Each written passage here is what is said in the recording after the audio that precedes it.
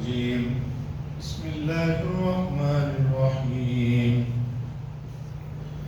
وآت ذا القربى حقه والمسكين وابن السبيل ولا تبذر تبذيرا إن المبذرين كانوا إخوان الشياطين وكان الشيطان لربه كفورا وإما تعرضن عنهم ابتغاء رحمة من ربك ترجوها فقل لهم قولا ميسورا فلا تجعل يدك مغلولة إلى عنقك ولا تبسطها كل البسط فتقعد ملوما محسورا إن ربك يبسط الرزق لمن يشاء ويقدر إنه كان بعباده خبيرا بصيرا فلا تقتلوا أولادكم خشية إملاق نحن نرزقهم وإياكم إن قتلهم كان قطعا كبيرا. حضرات مکی صورت ہے اور معاشرے سے جڑے ہوئے حساس مسئلوں کی اصلاح اور اس کا جو اسلامی نقطہ نظر ہے ان آیات میں پیش کیا گیا. اس سے پہلے کے آیتوں میں والدین کے ساتھ حسن سلوک کا مسئلہ اللہ نے ذکر فرمایا اور یہ بڑا حساس مسئلہ ہے، اس کی طرف توجہ دی گئی. اب اس کے بعد والدین کے بعد اور معاشرے میں جو افراد ہیں جس سے خاندان بنتا ہے اس کے سلسلے کی اسلامی ہدایات کو سنیے. اللہ فرماتے ہیں وَآتِ ذَا الْقُرْبَى، اور قرابت داروں کو ان کا حق دو اور مسکینوں کو بھی حق دو اور مسافروں کو بھی، اور وَلَا تُبَذِّرْ تَبْذِيرًا، اور بیہودہ کاموں میں فضول مت اڑاؤ، فضول خرچی مت کرو. ذَا الْقُرْبَى اصل میں زو لفظ ہے. عربی گرامر پڑھنے والوں کو معلوم ہے کہ یہاں وہ کو حذف کر دیا جاتا ہے. ذَا الْقُرْبَى، قربہ قریب کی جمع ہے. قریب سے کون لوگ مراد ہیں؟ قرآن میں بار بار یہ لفظ آتا ہے. اس میں سب سے پہلے آتے ہیں ذی رحم محرم رشتہ دار. ایک آدمی کے ذی رحم محرم رشتہ دار کون ہوتے ہیں ان کو سمجھیے. والد کی طرف سے چاچا، والد کی طرف سے پھوپھیاں، یہ سب ذی رحم محرم رشتہ دار ہیں.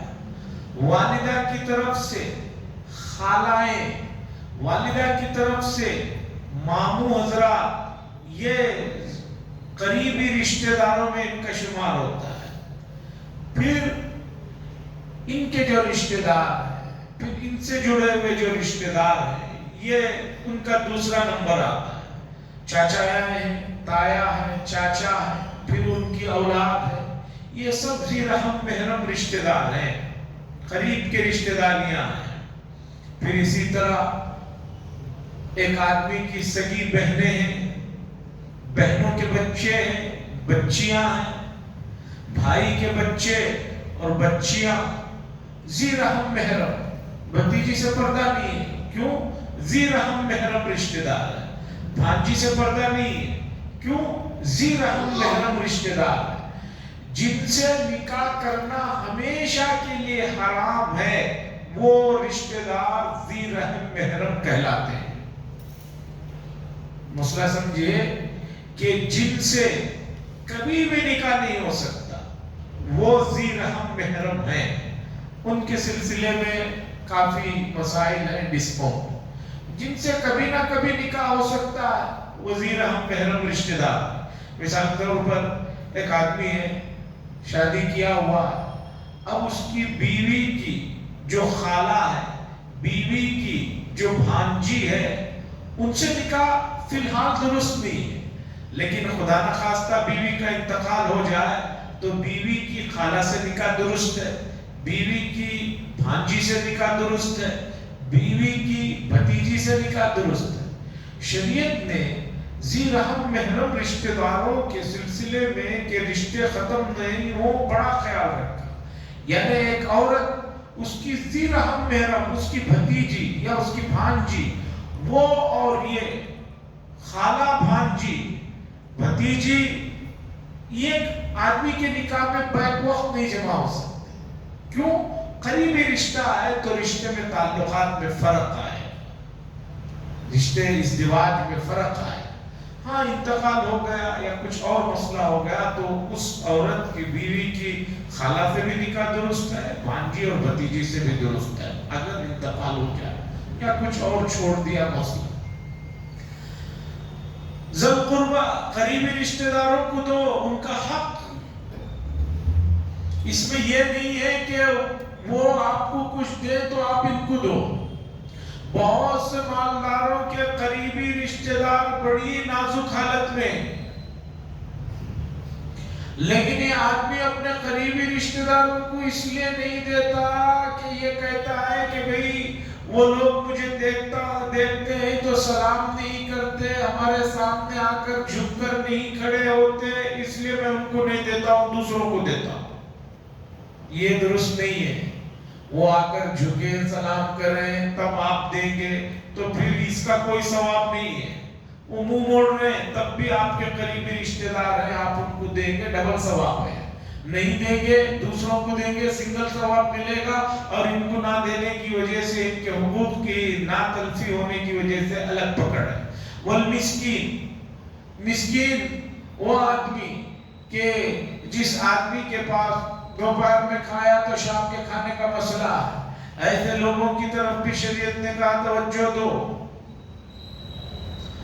وابن السبیل، مسافر، پہلے زمانوں میں آدمی سفر میں نکلتا تھا، ہوائی جہاز نہیں تھی، گھوڑے میں نکلا ہے، اونٹ میں نکلا ہے، گدھے میں نکلا ہے، راستے میں ہوٹلیں نہیں ہوتی تھی، راستے میں کبھی کوئی اسے لوٹ لیتا، اب اسے لوٹ لیا گیا ہے تو وہاں وہ کھڑے ہو کر کسی کو فون لے کر یہ نہیں کہہ سکتا تھا کہ بھی مجھے لوٹ لیے ہیں، گھر والوں میں ذرا ان کے نمبر پہ جو ہے پیسے ڈال دو میں ان سے کیش لے لوں گا۔ آدمی راستے کا ہو کر رہ جاتا، سب کچھ اس کا لوٹ جاتا۔ موجودہ زمانے میں یہ لوگ بہت سارے جو مانگنے والے ڈھونگ کرتے ہیں وہ صحیح نہیں، آ کر کہتے ہیں ہمارا سب کچھ چوری ہو گیا ہے، ہم اپنے علاقے میں بہت مالدار ہیں۔ میں کہتا ہوں مالدار ہیں، فون بھی چوری ہو گیا تو نمبر دیجیے، آپ کے کسی آدمی کو فون کریں گے وہ آپ کو پیسے ڈال دے گا، ہم دے دیں گے۔ حرم میں بہت لوگ ملتے ہیں، اجر اسود کے پاس ہمارا سب کچھ لٹ گیا ہے، ہم بہت یہ ہیں وہ ہیں، کہ اتنا سب کچھ ہے تو ان سے کہو کہ ڈال دے پیسے، ہم نکال کر دے دیں۔ پہلے زمانے میں مسافر اگر لٹ گیا تو واپسی کے لیے بڑا مسئلہ ہو جاتا، مہینے کا سفر ہے، 20 دن کا سفر ہے۔ قرآن نے کہا ایسا ضرورت مند آدمی ایسی حالت میں ہے تو اس کی مدد کی جائے۔ وَلَا تُبَذِّرْ تَبْذِيرًا، اور بیہودہ چیزوں میں نہ اڑاؤ۔ دو لفظ آتے ہیں قرآن میں، ایک ہے تبذیر اور ایک ہے اسراف۔ وَلَا تُسْرِفُوا، اور فضول خرچی مت کرو۔ اسراف اور تبذیر میں کیا فرق ہے اسے سمجھیے۔ اسراف کہتے ہیں کہ جائز کاموں میں آدمی حد سے آگے بڑھ جائے، جائز کام ہے لیکن اس میں حد سے آگے بڑھ گیا ہے۔ مثال طور پر کھانا پینا جائز ہے، کپڑا پہننا جائز ہے، لیکن اس میں حد سے آگے گزر جاتا ہے، صرف اپنی شان کے لیے کہ میں یہ چیز اس برانڈ کی منگایا ہوں، اتنی مہنگی ہے، حالانکہ اس کی ضرورت نہیں۔ کھانے میں پینے میں آدمی اسراف کرتا ہے، یہ بھی ناپسندیدہ ہے، حرام ہے۔ تبذیر، اسراف، جائز کاموں میں حد سے آگے بڑھ جانا۔ جیسے بعض علاقوں میں دعوت ہوتی ہے، 100 ڈشیں رکھی جاتی ہیں۔ ازبکستان، قزاقستان، یہ جو رشیا کے ٹکڑے ہوئے ہیں، یہاں کا عالم یہ ہے کہ یہاں پر جو ہے دعوت ہوتی ہے تو آدمی حیران ہو جاتا ہے۔ نارمل یہاں کا آدمی کے سامنے تو بات کرو تو سمجھ میں بھی نہیں آتی، 100 ڈشیں نہیں حضرت، زیادہ بول رہے کم بول رہا ہوں میں۔ دوسرا، خود ہمارے ملک میں کشمیر کی کسی شادی میں آپ شریک ہو جائیے، آپ کو پتہ چلتا ہے کہ 15-20 تو غریب کے گھر کی شادی میں بھی گوشت کے صرف آئٹم ہوتے ہیں۔ 15-20 بلا مبالغہ بول رہا ہوں، پوچھ لیجئے کشمیری حضرات رہتے ہیں، اس سے بھی زیادہ بھی رہتا ہے۔ یہ اسراف ہے۔ تبذیر کہتے ہیں ناجائز اور بیہودہ کاموں میں بھی پہلے تو خرچ کرنا صحیح نہیں، لیکن اس میں بھی اڑا رہا ہے۔ ناجائز کاموں میں پیسہ خرچ کرنے کی اجازت نہیں، لیکن یہ آدمی ناجائز کاموں میں خرچ بھی کر رہا ہے، اس کے ساتھ اور اڑا رہا ہے۔ ایک صاحب ملے، میں سمجھتا تھا بہت متدین ہے، پتہ چلا کہ بھئی اپنی شادی، بچے کی یا بچی کی شادی میں گانے گوانے کے، نچانے کے لیے جو لوگوں کو منگوائے ہیں، لاکھوں روپے ان پر خرچ کر رہے ہیں۔ یہ تبذیر ہے۔ ایک تو ناجائز کام ہے، اوپر سے اس میں بھی پیسے اڑا رہے ہیں، اپنی شان رکھنے کے لیے اڑا رہے ہیں، نوٹوں کو بھی پھینک رہے ہیں، جیسے کہ بعض علاقوں میں ہوتا ہے۔ شادیوں کا میں نے دیکھا بعض علاقوں میں دولہا شادی محل کے قریب آتا، میں سمجھتا تھا وہ شمالی ہندوستان میں بیماری ہے۔ ابھی قریب میں نے بنگلور میں بھی دیکھا، وہ جو ہی کار سے اتر رہا ہے پٹاخے اڑا رہے، نوشا اتر رہا ہے کار سے، وہاں گھوڑے میں دیکھا تھا میں نے شمالی ہندوستان میں، یہاں کار سے اتر رہا ہے پٹاخے اڑا رہے۔ میں پریشان ہو گیا، میں سمجھتا تھا یہ وبا، یہ بیماری وہاں ہے، وہ بیماری یہاں بھی آ گئی۔ پٹاخے اڑانا خود شرعاً جو ہے غیروں کا فعل ہونے کی وجہ سے حرام ہے، اور یہ جو ہے فضول خرچی ہے، یہ تبذیر ہے، ناجائز کاموں میں خرچ ہے۔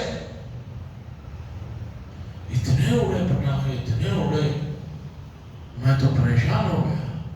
اس کے بعد میں دیکھا کہ بھئی کون ہے، کوئی بادشاہ سلامت تو نہیں اتر گئے دولہا جو اتنا یہ کر رہے۔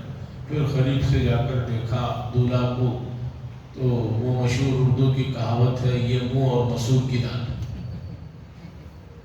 اتنا پیسہ اسے وہ پٹاخوں کی کچھ چند دنوں سے کھلا پلا دیتے تو کچھ دم آ جاتا، کچھ اس کے چہرے پہ بشاشت تو آ جاتی۔ یہ حال ہے امت کا۔ تو اللہ فرما رہے ہیں وَلَا تُبَذِّرْ تَبْذِيرًا، اور بیہودہ کاموں میں نہ اڑائیے۔ اسراف اور تبذیر میں یہ باریک فرق ہے جو اہم ہے۔ اب آگے اللہ فرما رہے ہیں، یہ اور سخت بات ہے، ان المبذرین کانوا اخوان الشیاطین، بے شک تبذیر کرنے والے یعنی بیہودہ کاموں میں پیسوں کو اڑانے والے وہ شیطان کے بھائی ہیں۔ وَكَانَ الشَّيْطَانُ لِرَبِّهِ كَفُورًا، اور شیطان جو ہے اس رب کا جو ہے بڑا ناشکرا ہے، اس کے رب کا بڑا ناشکرا ہے۔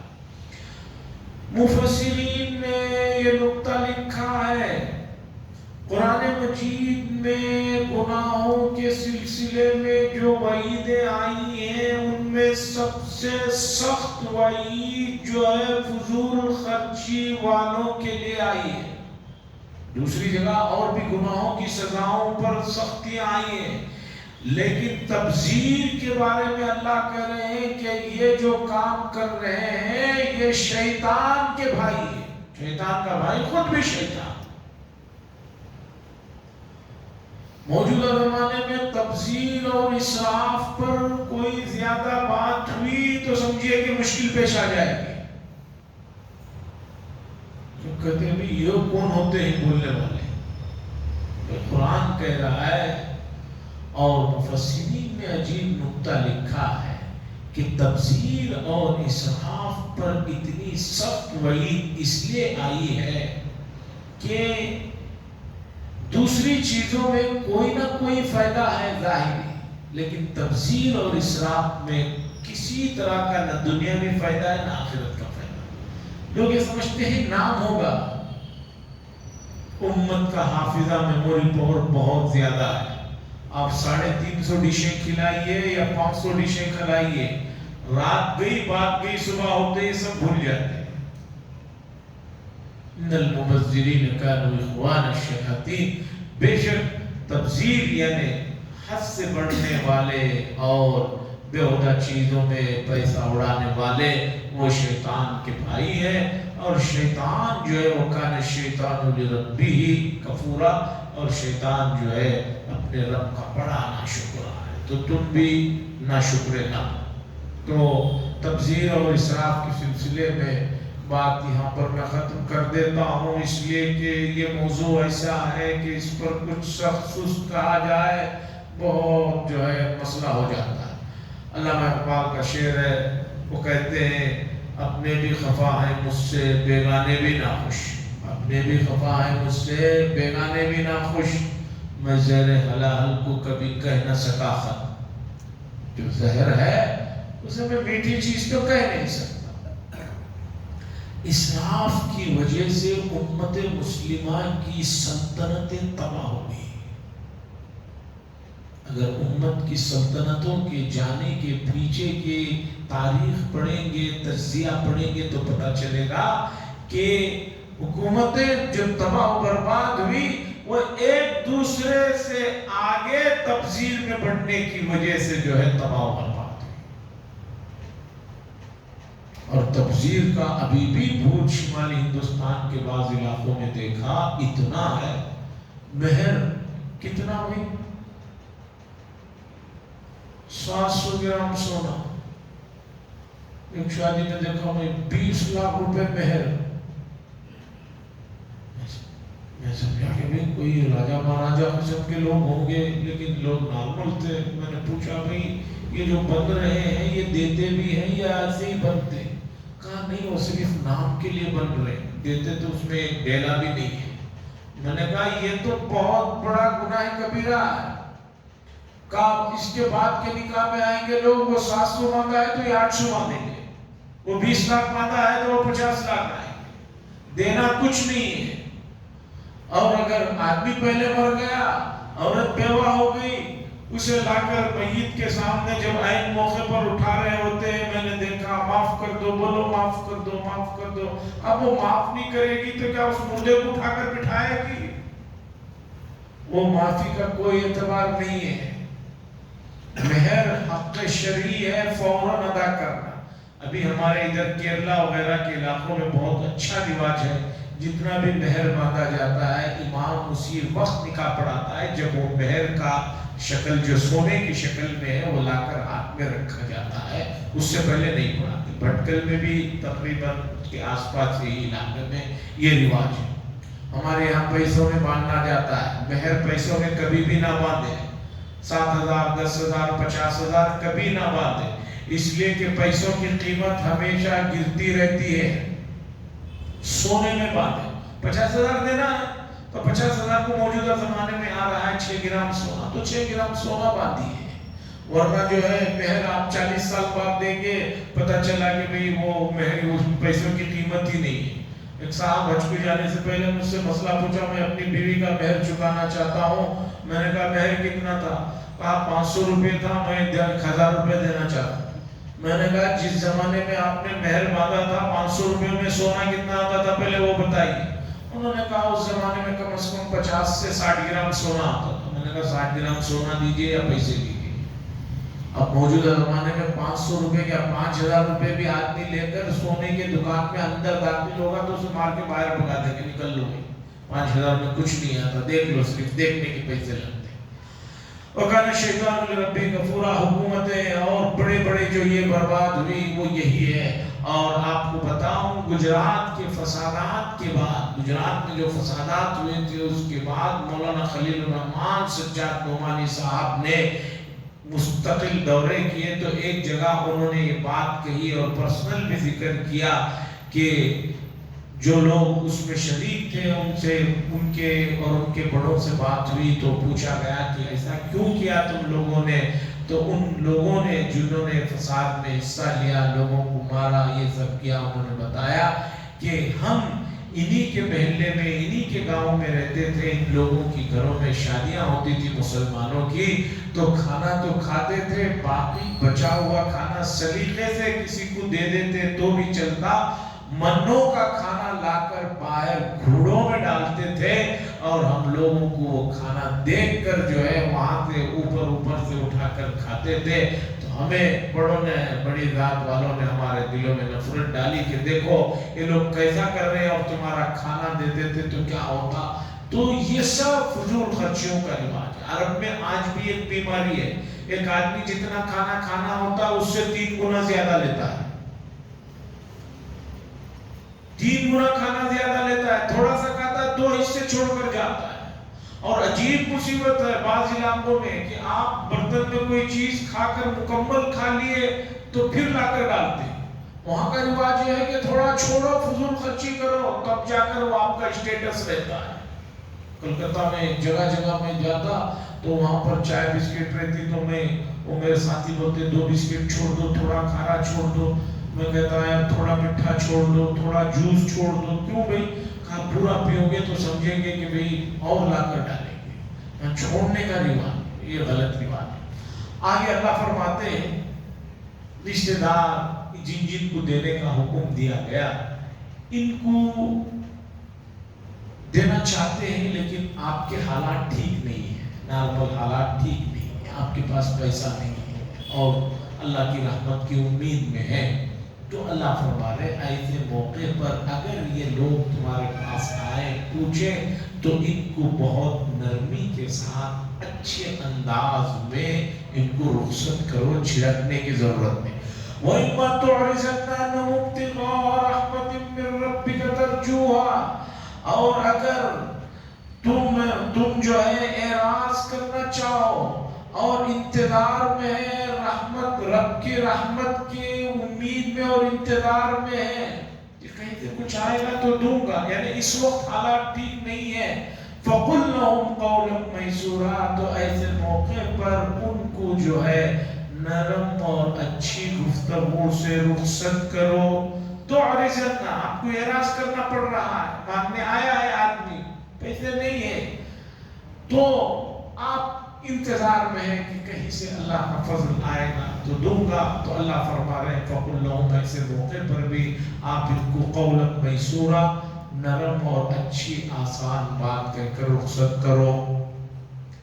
आगे अल्लाह एक और हिदायत दे रहे हैं, वला तजाल यदका मगलूलतन इला उनुक़िक, और ऐसा भी ना करो कि अपने हाथों को कांधे पर बांध लो और ना बिल्कुल हाथों को खोल दो।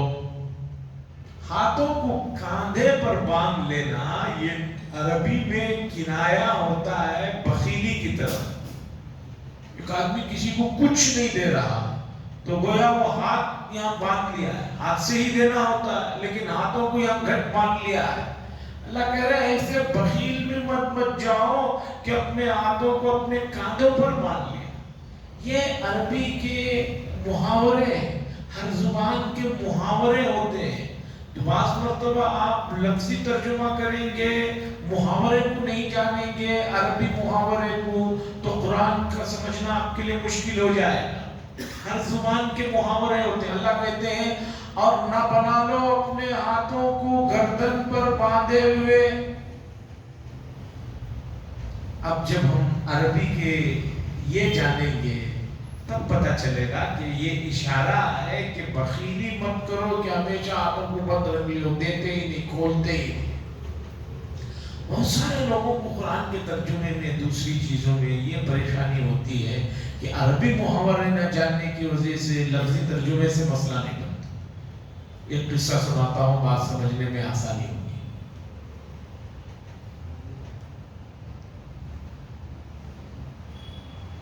मुल्क की आज़ादी के वक्त में बहुत से जो अंग्रेज यहाँ रह रहे थे उनमें से एक साहब बहुत अच्छी उर्दू सीखे हुए थे और हमेशा वो कहते थे मुझे पूरी उर्दू आती है, पूरी उर्दू आती है। तो क़ारी तैयब साहब रहमतुल्लाह अलैह कहते हैं कि भाई पूरी आती है ये मत कहो, आती है ये बात ठीक, وہ کہتا نہیں آپ کوئی سی بھی بات کیجئے آئے. قاری طیب صاحب رحمۃ اللہ علیہ نے اردو کا ایک مشہور محاورہ ہے اس سے کہا، حضرت نے کہا ابھی میں کوئی ایسی بات کہوں گا تم بغلیں جھانکتے رہ جاؤ گے. سب سے پہلے سمجھیے کہ اردو میں بغلیں جھانکنے کا مطلب ہوتا ہے اگر میں یہ کہوں ابھی میں کچھ کہوں گا تو آپ بغلیں جھانکتے رہ جائیں گے. پہلے نارمل ہم لوگ بھی تو سمجھ لیں اس لیے کہ ہماری اردو بھی بہت کمزور ہے، ایسا نہیں کہ صرف اس کی کمزور ہے.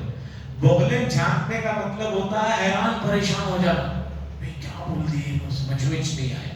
یہ حیران پریشان سمجھ میں نہ آنے کے لیے اردو کا محاورہ ہے کہ بھئی بغلیں جھانکتے رہ جاؤ گے. ایسا سوال کروں گا کہ بغلیں جھانکتے رہ جاؤ گے. اردو میں آدمی کو جب کچھ سمجھ میں نہیں آتا تو عموماً نیچے ادھر ادھر دیکھتا ہے تو اسے بغلیں جھانکنا یہ ایک اردو کا محاورہ ہے.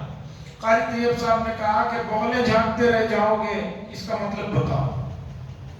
اب نے فوراً ڈکشنری کھولا، یہ بغل ہے یہ جھانکنا ہے. انہوں نے کہا کہ بغل ہے جھانکنا ہے کیا مطلب؟ پھر حضرت نے اسے سمجھایا کہ ہر زبان کے محاورے اس زبان والوں ہی کو معلوم رہتے ہیں. تو قرآن نے یہاں پر یہ جو کہا کہ ایسا نہ کرو کہ اپنے ہاتھوں کو اپنے گردن میں باندھ لو، وَلَا تَبْسُطْهَا كُلَّ الْبَسْطِ، اور نہ کھلا چھوڑ دو پوری طرح کھلا چھوڑنا، اور ہاتھوں کو پوری طرح کھلا مت چھوڑ دو. یہ محاورہ ہے کہ آدمی اڑا رہا ہے دے رہا ہے تو کیا ہوگا؟